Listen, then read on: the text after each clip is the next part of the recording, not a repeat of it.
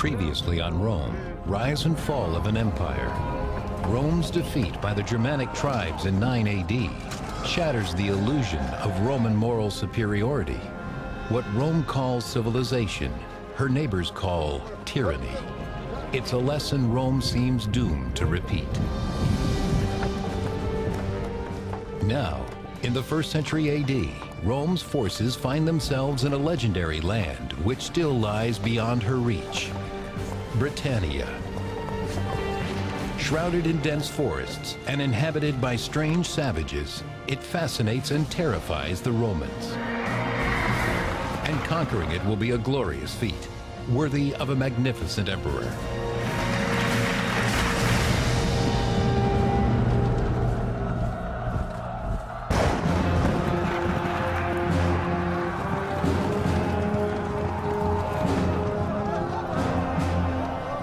For 6 centuries, the Roman Empire bends the ancient world to its will. By the 4th decade AD, it stretches from the sands of Arabia to the rocky coast of the North Sea. In every corner, it seduces its enemies with trade and luxury, all backed by the iron fist of the most disciplined army ever known to man. The Romans like to think of themselves as bringing civilization to other places. They were proud of the fact that they were governing well. They believed that Jupiter gave them this power. Governing is their real strength. Romans believe that this godly power is vested in the emperor, but not all emperors are divine.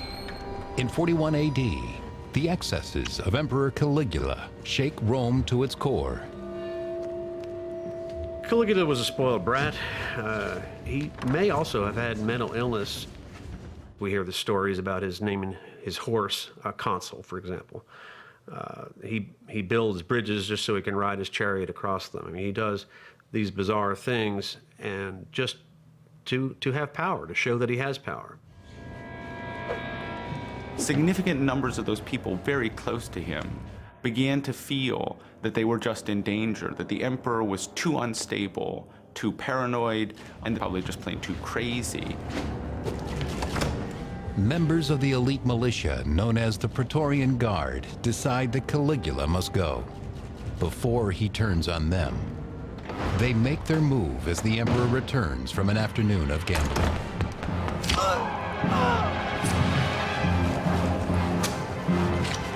1st century biographer Suetonius. Caligula lay writhing on the ground. "I am still alive," he shouted. But word went round, "Strike again," and he succumbed to 30 further wounds. It was a really crucial moment that revealed the military underpinnings of an emperor's power for the first time in a very raw and obvious fashion. The Praetorians will choose their own man as the new emperor. Behind a curtain, they find their candidate cowering, Caligula's uncle, Claudius. Here is someone who will be easy to control, a puppet to be manipulated. He drooled, he stammered, he twitched. Perhaps the only reason he survived was simply because nobody took him seriously. Nobody saw him as a possible candidate. Confident in their choice, the Guard proclaims Claudius leader of the greatest empire on earth. The senior members of his household when he was growing up had chosen not to give him significant administrative or military experience. Almost all other young men in the imperial house were thrust very rapidly into public positions. None of this happened to Claudius. Emperor Claudius has a lot to prove to his subjects who think he's incompetent. And to the Praetorians who have made him emperor, he owes a great debt. One event will serve both needs, a war. Honor and booty for the soldiers, prestige and dignity for the victorious emperor. An active conquest of some area, an active military adventure, will always be preferred economically for the Roman soldier. Psychologically, soldiers don't want to be inactive. Psychologically, they want to go out and fight their best. The more spectacular the conquest, the better. but where to go. Emperor Claudius's answer is as daring as it is unexpected. Britannia, the fierce and remote island that defeated Julius Caesar nearly 100 years earlier. The man who tames it will be greater than Caesar himself.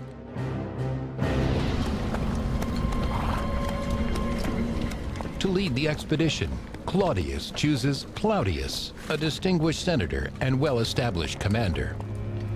He leads 4 legions into a strange land, haunted with a dangerous history. The troops are edgy and afraid. This kind of fear of the unknown, I think, cannot be minimalized in this type of an engagement.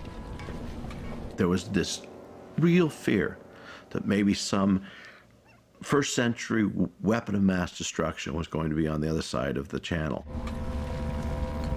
Dark rumors fly about the fearsome magic of the Druids, the priests of Britannia's pervasive and secretive religion.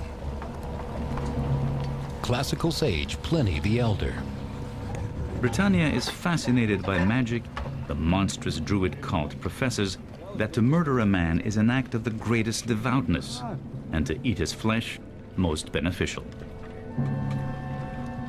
Evidence of human sacrifice fills the soldiers with disgust and leads Emperor Claudius to ban Druidism.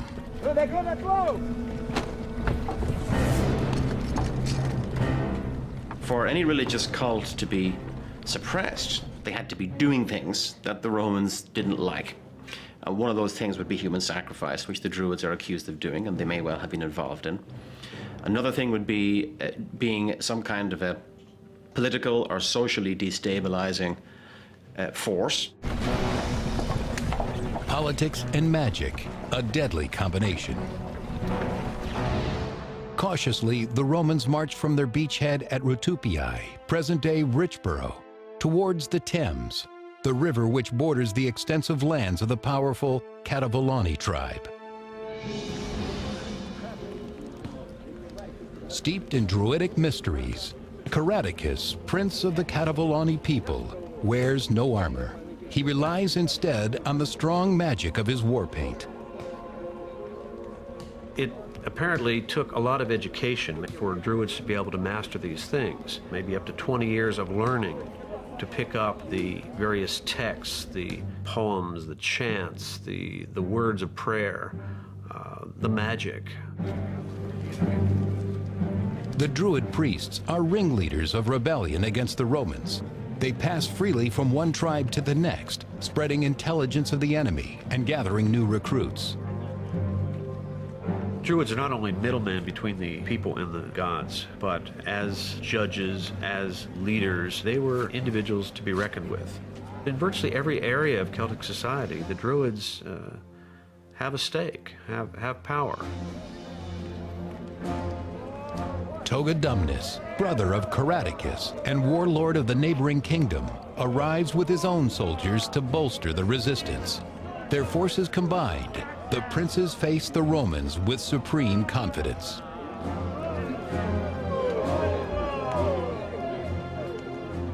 The British hadn't been conquered the last time the Romans had come over. And of course, they were fighting on their home turf and knew the territory, and they had had some experience of observing the Romans in action. So for all these reasons, they may have felt some confidence in being able to destroy the Roman forces when they arrived.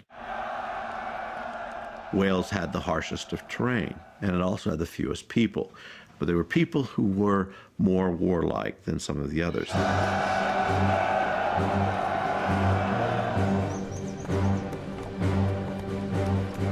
What the soldiers were being trained to do was to fight in long legion formations and to have the auxiliary troops on the sides to be able to operate out in the open. And this worked. It worked in North Africa, it worked in the Middle East, it worked in Gaul. It worked less well in Germany, and it certainly didn't work at all in Britain. 3rd century historian Dio. The barbarians took refuge in the swamps and the forests, hoping to wear out the invaders in fruitless effort. They knew where the firm ground and the easy passages in this region were to be found. The Roman attempts to follow them were not so successful. If you're fighting the Romans, it seems to me that the initial British strategy was really quite a good one. They allowed the Romans to land unopposed, and I guess the plan was to draw them in and then take them out when they were trapped inland, further inland, and they couldn't escape. When the British strike, it is with guile and savagery.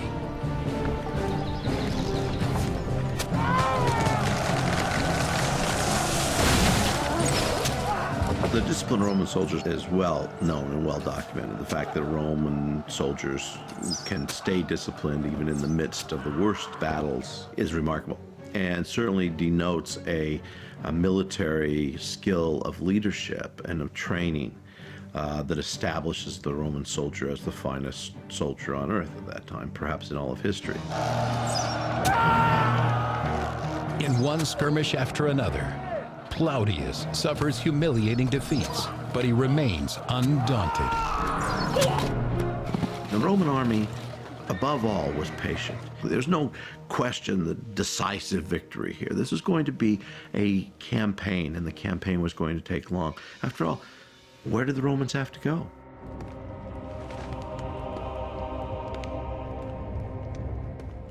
Back in Rome, Emperor Claudius preens and prepares for his own invasion of Britain. Soon he will personally see to her surrender.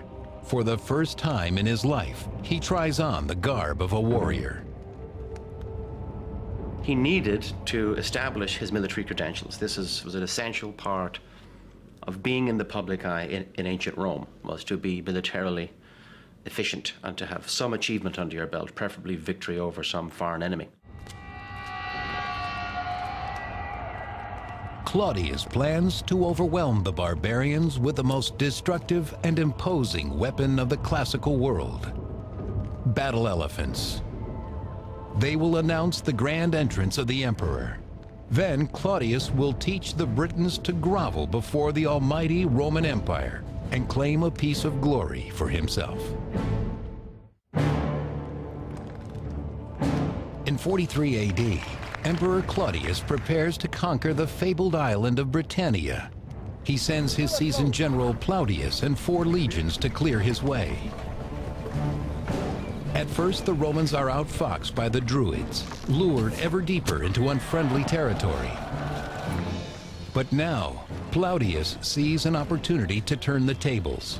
He orders a special force of provincials to launch a sneak attack across the River Thames. The Roman army was composed of more or less 2 kinds of soldiers: those whom they called legionaries, who were Roman citizens, and those whom they called auxiliaries, who were recruited from subject populations. So Plautius has these auxiliaries swim across the Thames, not because the Roman soldiers couldn't have swum across the Thames. It's just, if it's more dangerous, if there's the potential of losing a large number of regular troops, why not let the auxiliaries do it? Like all Druids, the warlords Caradicus and Togodumnus hold water sacred, believing the mighty river protects them from their enemies. Not burdened by this belief, the Roman auxiliaries cross silently and unseen. They proved to be very good at discerning what types of armies they were facing, how unified those types of armies they were facing, what their arms and armor were. So they operated as scouts and seemed to understand a little bit better who they were encountering and what the numbers were. Having learned what they need to, the auxiliaries kill the barbarian horses, cutting off any possibility of a fast retreat.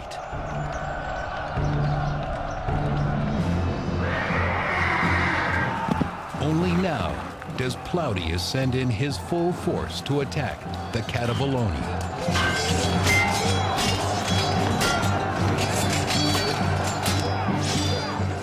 The troops are fighting out hand to hand.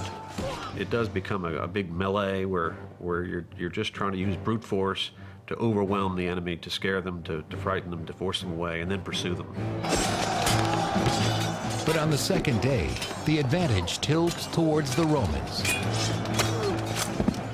The Roman army would emerge hale and healthy at the end of a day and able to fight again, where the other side was reeling.